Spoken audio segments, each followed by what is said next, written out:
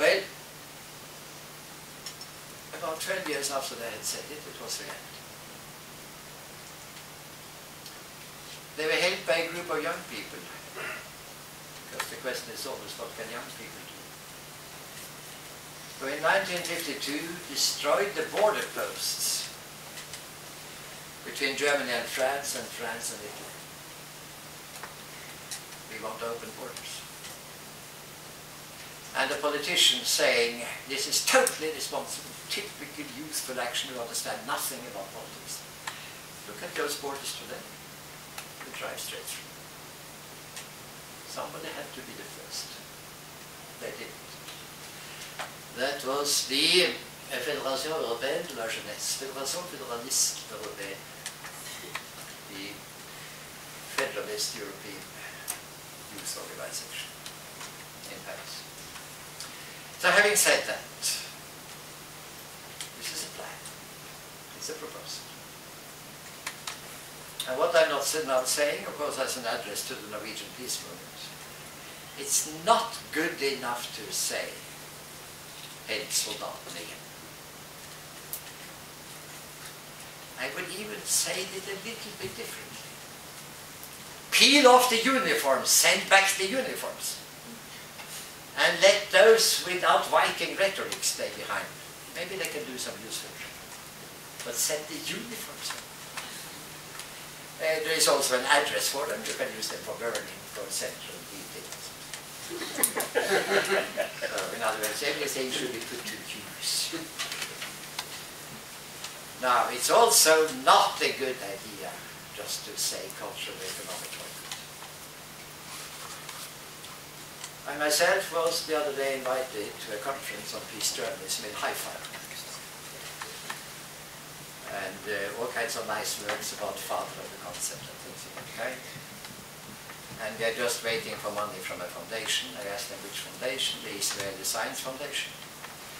And I said, I cannot cooperate with two official Israeli institutions. I'm not coming. But I'm coming at any time, and I'll pay it myself, for any private time. Practicing contact. You empty the structure and you keep the personal contact. I might even show up at your conference, who knows? Not in the program. So you have to differentiate a little bit, be a little bit more subtle, so to speak. Dialogue is indispensable across conflict borders. Institutional cooperation is quite a difference. I wish the Norwegian peace movement could grow up. It would be interesting. The Norwegian foreign ministry, I don't really wish, because I know it won't. With Washington sitting on top of it. So having said that, I have tried to say, it's a diagnosis, project our suffering on the Palestinians.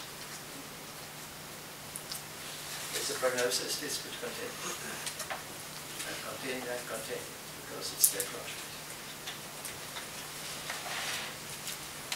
There is a therapy, a community. When could one make that step? When 6, 7 other points in the prognosis for Israel comes, and it is ultra-critical. Israel is now a country to a large extent run by Palestinians and Haredim, which means that only 20% of the parents in the elementary school first class that started in September are working. That population is in dire economic stress with a really complex concern. They're clever, very clever, no doubt about that. They were the ones who started from Istanbul to Thistleton Street in the City of London, and they went to Wall Street. Wall Street is 70% Jewish. They know how to run the finance economy. They also know how to run it down. Point 2. Non-violence is their basic threat. And that comes from the Arab part of today's Israel. There are the difficulties. Point 3, they fear economic boycott. And that is why the think tank behind Lieberman I said that to us is non-violence and economic boycott just another way of attacking Israel, the state of Israel. And we respond with the same means. The result you saw on the flotilla. The attack from aircraft. And that somebody down, when you are coming down loaded with guns, down a rope or a ladder, that somebody down fetches a chair and starts doing something. Seems to me rather good. That the attack was from Israelis. But leaving that aside. Next point. You will get downgrading of the Israeli diplomatic status. Somebody has to do it before others. This country is hopeless under the present leadership. I would have some hope with the government from Fremskrittspartiet, but absolutely nothing from the Labour Party. The most radical foreign minister in Norway after 1945 was Johan Galtung. From Høyre. Johan Galtung from Høyre. The Red-Green coalition is a well-tested method to shut up SV. And has become quite successful. But in addition to that comes the point that Socialistisk Venstreparti doesn't do its homework. They don't have any good ideas. When they talk in parliament, it's just blah blah. They work with substance of any interest. It's nothing. So that the Foreign Office can say what they love to say, there is no alternative. Okay. Next point. Upgrading the Palestinian status. Next point.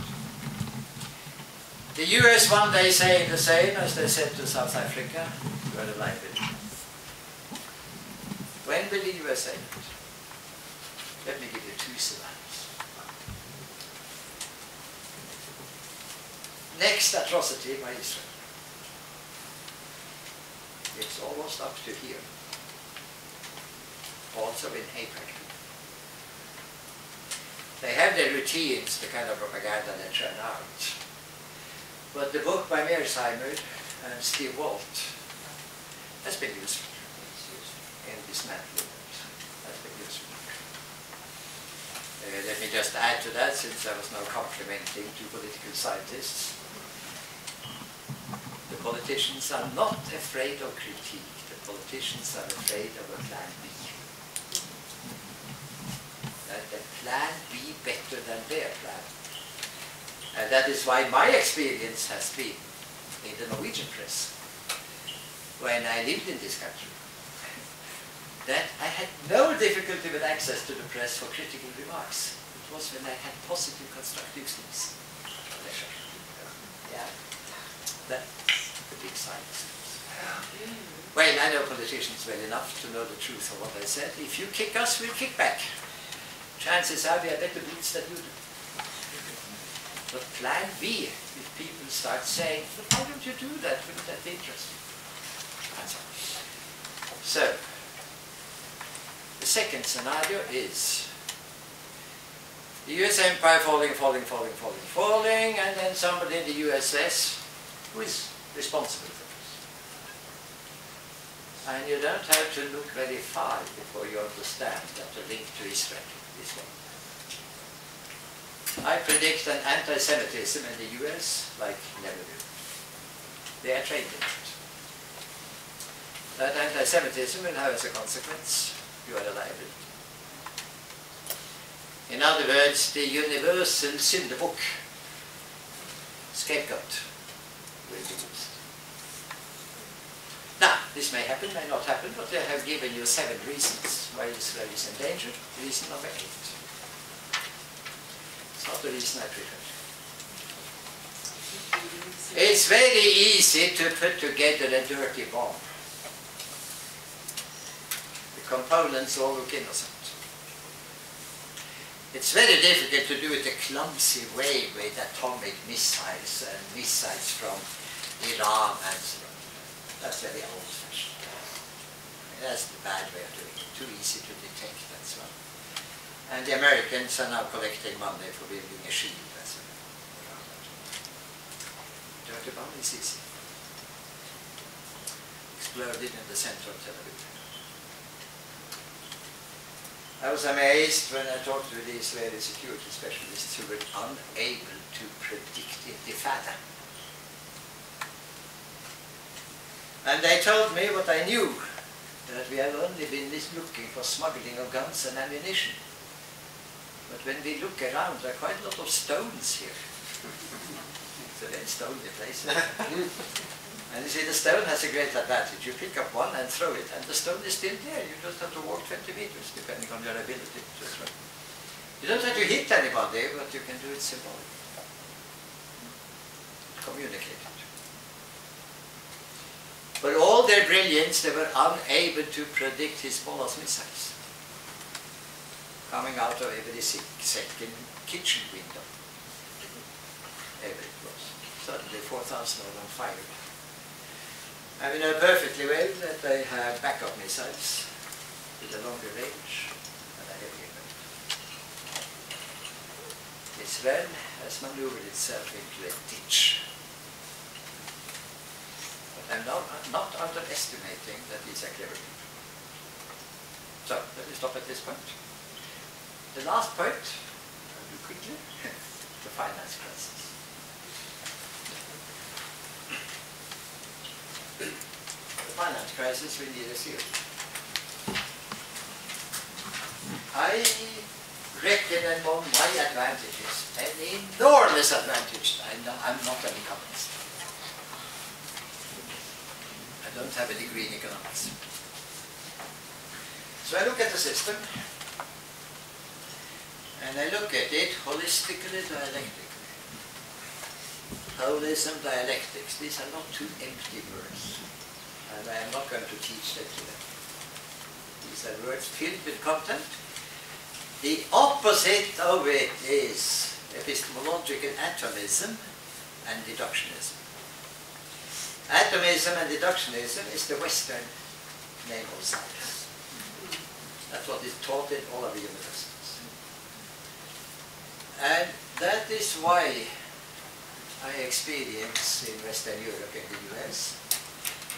Galtung used to be a promising social scientist. He has become esoteric and mystical. So I say, okay, esoteric and mystical.